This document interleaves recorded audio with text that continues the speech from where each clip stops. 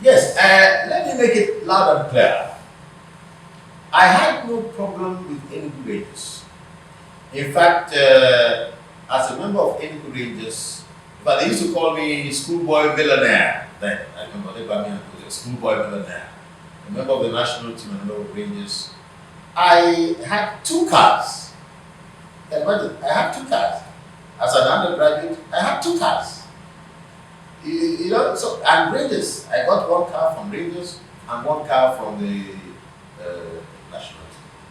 Now, it was the chairman of Rangers, Jim Woboda at that time, who came personally to ask me to play for Rangers. Before he came, there's this chap, Chuka Moma. You may know him, Chuka Moma. He was Patrick Nkeji's very good friend. And he used to visit, and I said, Ekeji used to be my teammate, my roommate in camp. He used to visit KG and he would always say, Adokiye, CJ, why not join Rangers now? We need you in Rangers. He was a big Rangers fan. Come and join. I said, well. I didn't think much about it. Apparently, he met the chairman of the club, Jim Wobodo, who later became governor of another state. The number it was then or in state, I don't remember which one. But he became the governor of the state. And Wobodo came personally to Unilag. Came to my hostel, Jaga Hall, my roommate, Jaga Hall, to ask me. But what he did was he invited me to his house in Ikoyi. Said he was there with the private family. First, we went there, and there he asked me to please be a member of Rangers. And I gave him my terms. I said, look, for me to be a member of Rangers, I needed this. Play at my convenience, accepted, 100%, and he fulfilled. So I had no problem with Rangers. The Rangers fans, wow, the best in the world at that time. Rangers fans, the most committed fans anywhere. The players, wonderful players. I happened to be an indigenous of Rivers State. In fact, they took me. They tried to change my name from Amiesimaka to Amiesimaka. No, up till now, nearly 45, about 45 years after I joined Rangers, there are some of my Igbo friends who still call me Amiesimaka. They don't want it to sound like an Igbo name. The name is Amiesimaka. Amiesimaka. They will call it myself. If that tells you how welcome I was in their midst, they saw me as part of them. So I had no problem with Rangers. But by 1981, I had completed my national service. I served in Lagos and transferred to Enugu. I had completed my national service. Football was just a passion, but I just happened to have certain talents in it, and I thank God, the Creator, for that. And I tried to exploit that. But at that point, I had been called to the bar in 1979, done my national youth service program in 1980, 1981. I needed to start my professional career as a practicing lawyer. It was also at that time that a delegation, in fact, during the 1980 Olympics, the late Deputy Governor of Rivers State, Dr. I don't really remember his name now, very popular medical doctor. He was the Deputy Governor of Rivers State.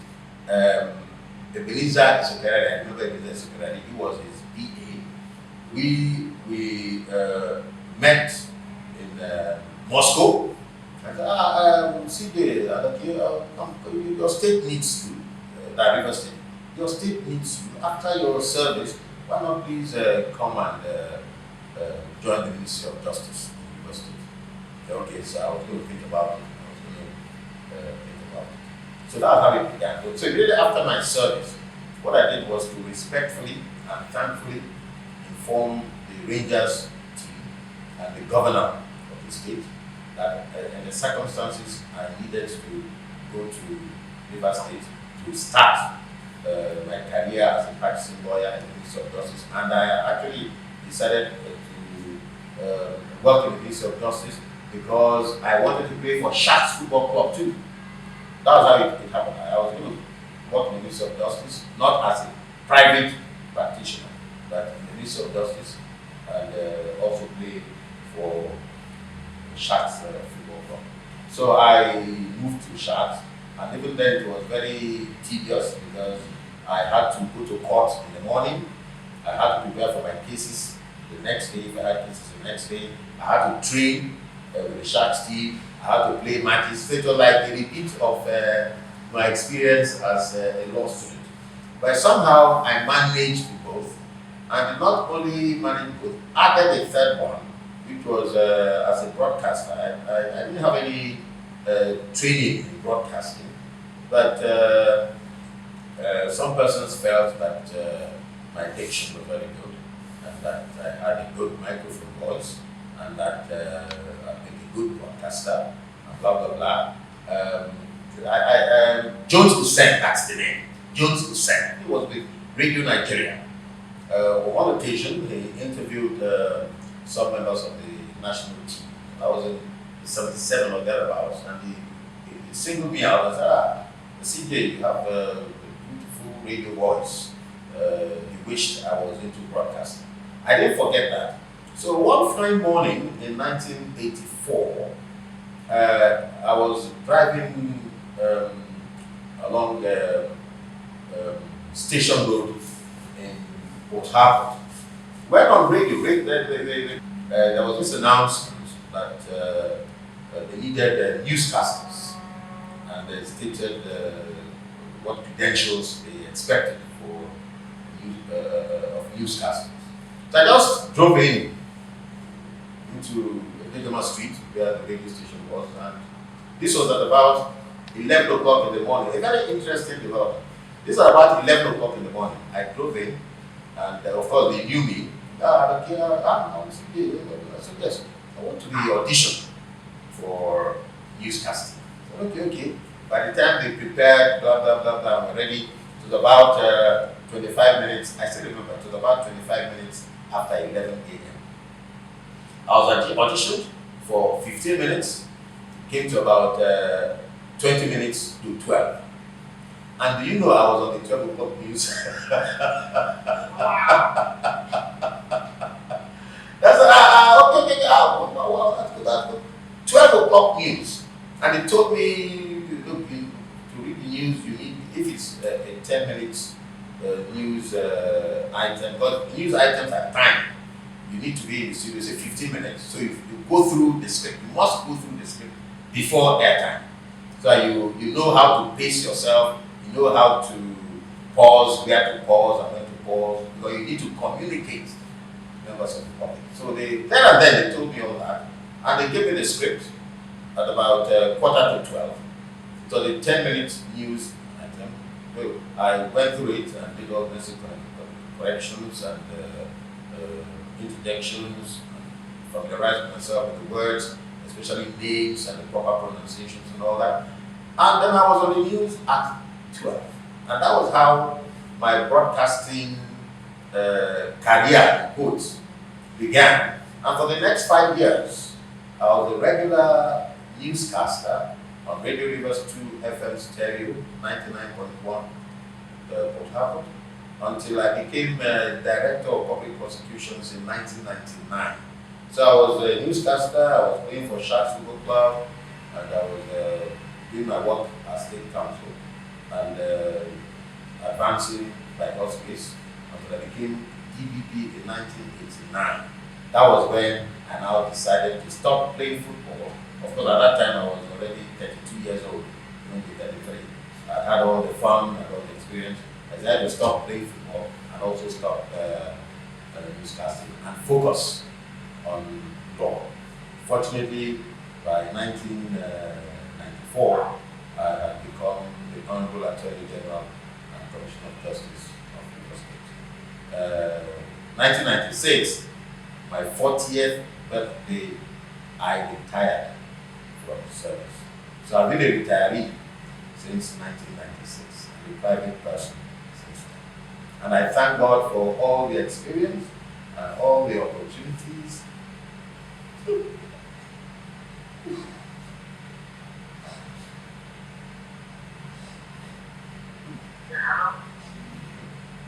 And I'm sorry. I can be very emotional sometimes. So.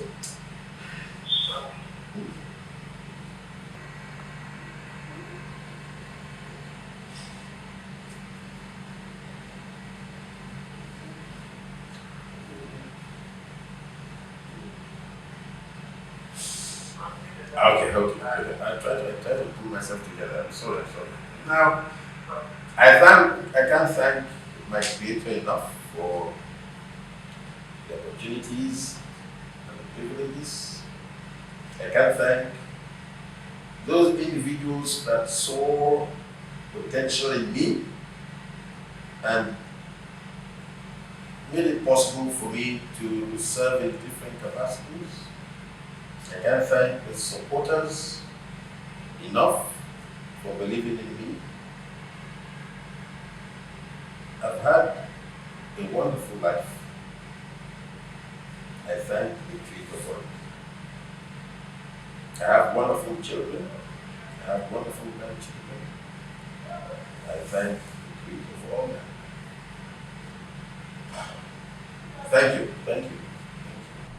Monday Sinclair. It's like when you see Ronaldo step over. That was what I was doing from secondary school.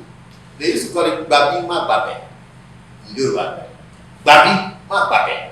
It was complete. That was my stock in trade.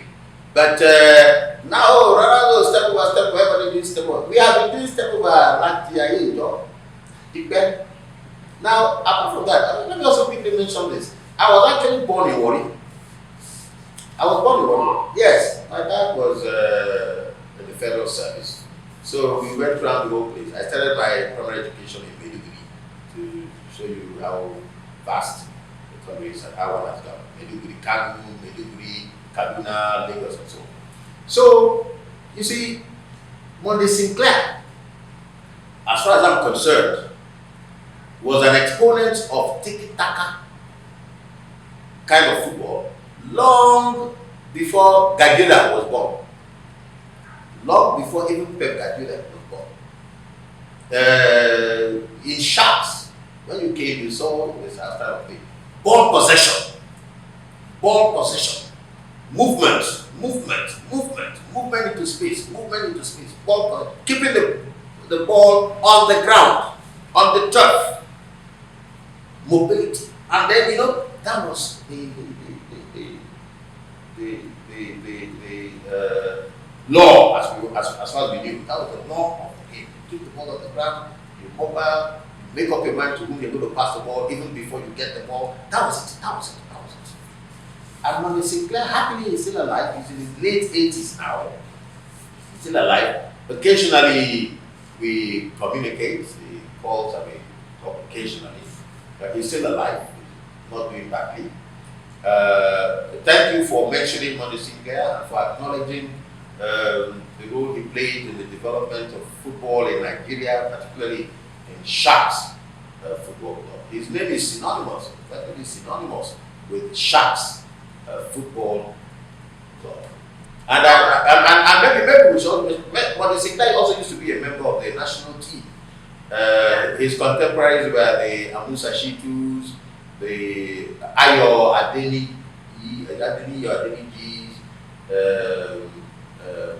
and the like, in the late 50s and very early 60s. You see, we have a penchant for hoping for the best, not preparing to earn it. Not working to earn it, but hoping to get it. Oh God, you go do it, you go get that. Oh God, no, hoping for the best. For many years now, you may be surprised to hear this. For many years now, I have lost interest in football in Nigeria. I don't even know the composition of the team, of the Super Eagles. I don't know the composition of it. I lost interest since after Keshi's victory in South Africa and the way Stephen Keshi was treated by Nigerians. I think that was in fact it was sad. I took time in the course of this interview. I took time to talk about secondary school, high school, youth football, and how I grew in that system. I was a key member of the youth development structure as it was then in the mid-70s and early 80s. Then! But do you know that we don't have any viable youth development structure now? We won the under 15, under 16, or whatever they call it. We won that championship for a record 5 or 6 times. But we have never won the senior World Cup. Does that not tell us something? The same cheating that I was writing about for many years and I was talking about for many years is still pervasive in the system. The same nonchalance about preparation is still there. How many of our under 16 players have graduated, as it were, into the senior national team and stayed there for a couple of years? How many? Why haven't we been able to win? It's not a question of going into competition. It's time for competition. You assemble players from all over the world. You go and go. We hope to win. We are Nigerians. We are going to win. We cannot continue like that. We cannot continue like that. It is high time we told ourselves that we just cannot continue like that. We should have to. The reason why FIFA established 8-bit competition was to enable us, especially those of us in the so-called third world that don't want to, we have ears but we don't want to hear, to encourage us to, we have a lot of talent in this part of the world. A lot of talent. Catch them young when they are still in their formative years. Take them through the process of development. That's why I'm very happy that at the university we have this football academy, the Real Madrid Football Academy. Catch them young, take them through their formative years. That's when they have the greatest potential and capacity to learn. So by the time they are 15, 16, 17, they add physical maturity to knowledge of the basic principles of the game.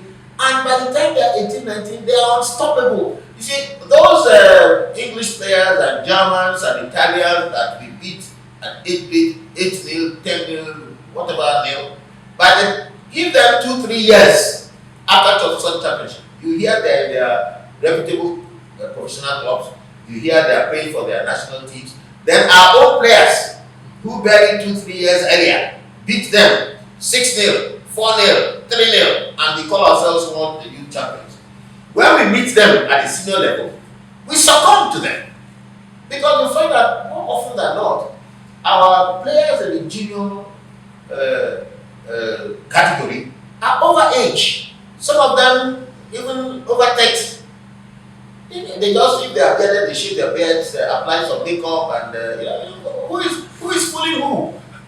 Who is fooling who? So for a long time, I was a columnist. If I didn't talk about that, I was also a newspaper columnist, Sunday Punch, for about 8 years. And every Sunday, I would write on our sports. Critics would comment my comments. They would say, very good, very good, very good. I saw that. They saw it more as entertainment piece. No. They would comment, they would very, that's how it should be, very good, very good. Nothing was being done about it. You advise the NFA, nothing. You advise the sports ministry, nothing. So at the end of the day, I just said, look, maybe it's not, we are not ready to do the needful. So like I said, for the past 8 years or so, I just lost interest. I don't even watch our local matches anymore. Look at the league. Look at the league. Up till now, can you say anything positive about our national league? We watch matches on cable television. A team like Manchester United with all the hundreds of millions of pounds spent on their team, the billions of pounds spent on their team, they can lose at home 4-0, 5-0, 6-0. Nobody talks about laying a finger on the referees. They can lose at home. Nobody beats the players for losing at home.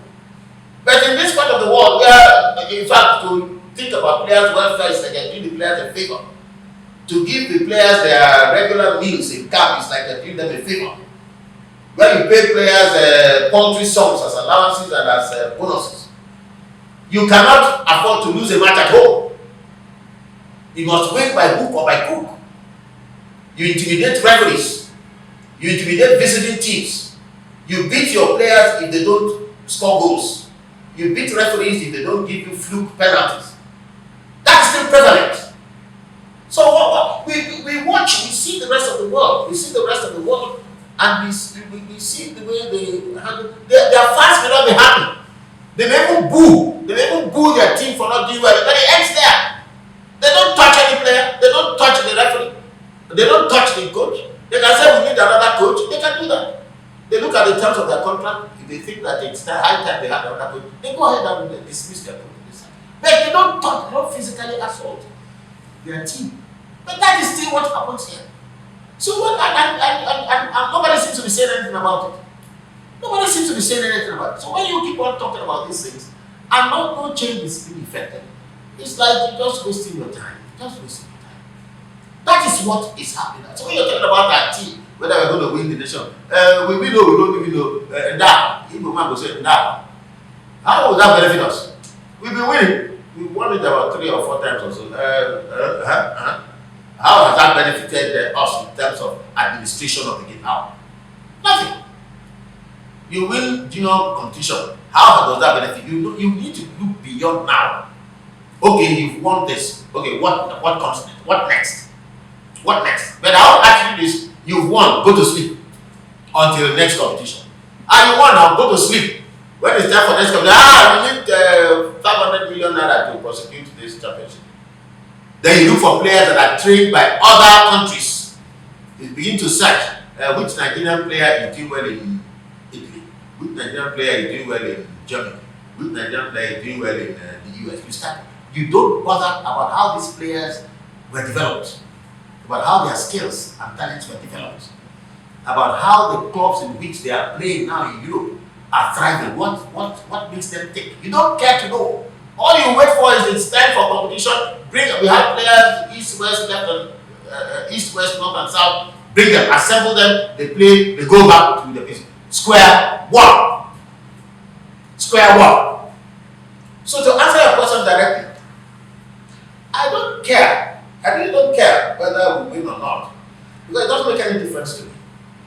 When we win, nothing happens beyond that. When we lose, we condemn every member of that team, go back to square one. Even Keshi that won, I think it was 2013 or so.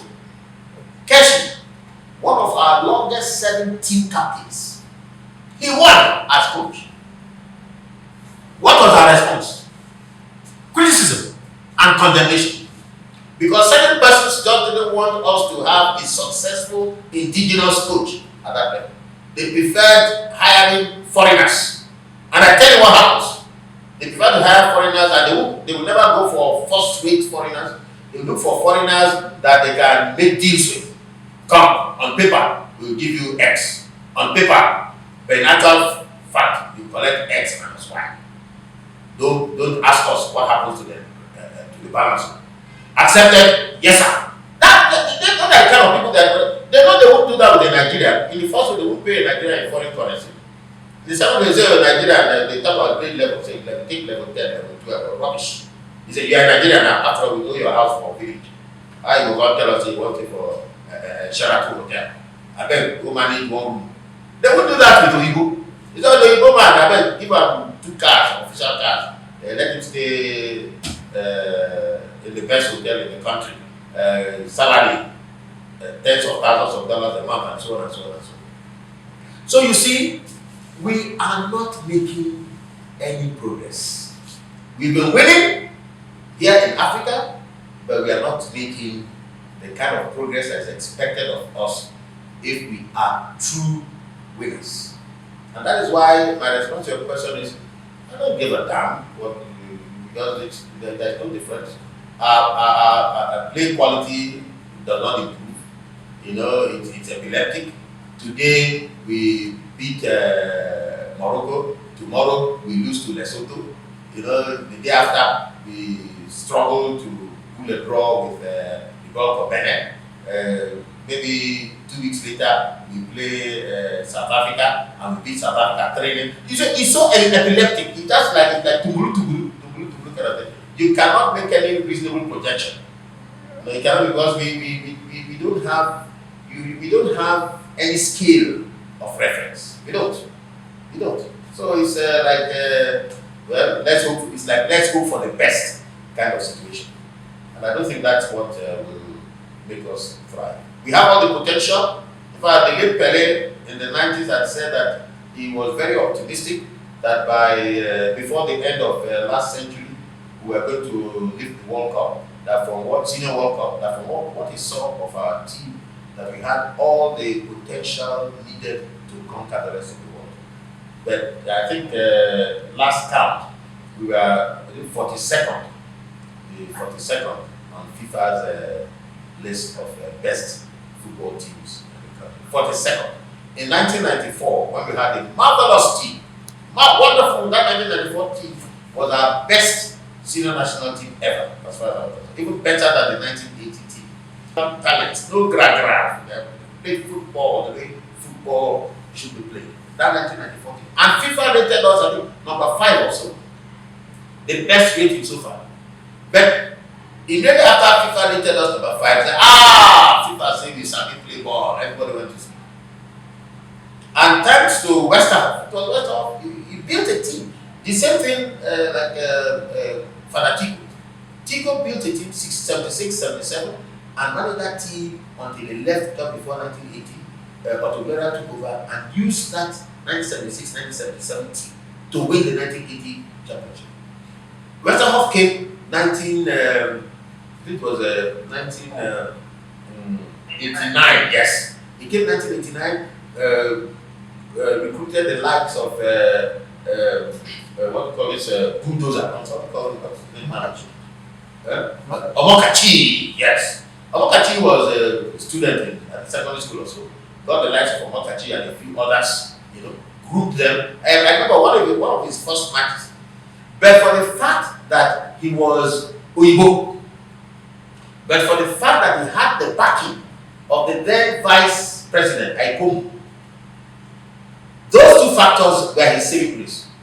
But for the fact that he was from Europe and the fact that he had Aikomu's personal support, he would have been thrown out.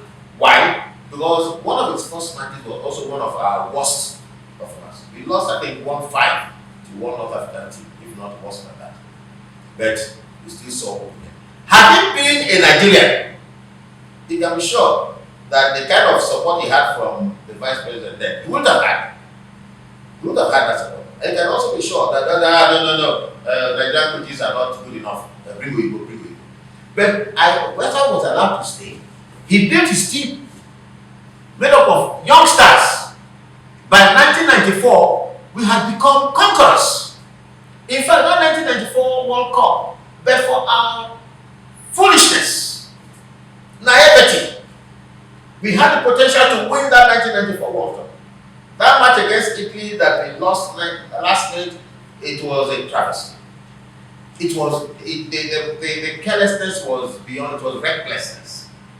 That was the game we had won. If we had common sense, all we needed to do was, at that point, was to kill time. We had the game in our hands. Stop the Italians from keeping possession of the ball. And then when you have possession of the ball, you keep possession of the ball. You take the ball to the fringes of the field. You kill time. But what did we do? We still allowed open play, and we made the terrible error of tripping. It's not done. So that was a game, that was a competition in which we had the players to lift the World Cup. But since after then, of course, you know what happened now. After the Olympics in '96 now, it was like Oh, we started, oh, let's have a new team. Okay, new team now. Okay, you have a new team. What have you done about youth development? In the process of the senior national team going through competitions, playing Nations Cup, World Cup, simultaneously, it should be like a chain. It's like a chain. As one, it's like you have a car production factory. As you are finishing with one car, another car is coming down, and another car is coming. It's a continuous process. But not with us, we are lucky to have one set. We go to sleep. When that set is considered too old to perform to our expectation, we start thinking of where we're going to get our players from. So, as a matter of policy, sports development policy. Sports development policy. And I wrote several articles on it. Sports development policy. We need to adopt the philosophy of identifying talent. That itself is a science. Identifying talent, catching them young, taking them through this graduated process of learning and skill acquisition and improvements. They go through that process. Youth championships are led for learning's sake. We pay too much attention to results at the youth level. No, you should pay attention to learning. What have we learned? What have we learned? Are we better than we were yesterday? That is what you should think of at the youth development stage. So that by the time you are 18, 19, you have physical maturity. Some person even younger than that, 15, 16. Pele was 15 when we played for Santos. Some person even younger than that. But in that 15, 16, 17, you add physical maturity to the knowledge you have accumulated. So by the time you are in your late teens, you become unstoppable. We have refused to learn. We have refused to learn that lesson. So my dear, whether we win or whether we don't win, yeah, that's my attitude. Yeah, because you see, before you close, you see, let me just quickly say this. That itself is another problem. We think of winning. We think of winning so much that we no longer care how we win. At the club level, it leads us into cheating, into bribing officials, into intimidating teams and players and so on, because we just want to win. We don't want to know how we. So a home team, for instance, is said to have won a match by a lone goal or by 2 goals to nil. They got last minute penalties. Where did we won? We won. That's what they don't. Nobody asked. How did the match go? How did you win? Nobody cares. We won. And when they hear you lost, nobody wants to know how well you played, what your potential. Oh, you lost. Discard that team. I think that mindset is a faulty mindset. We should care about development. When we win, how did we win? What did we learn? When we lose, why did we lose? What have we learned from that? So that we can develop. But more importantly, catch them young.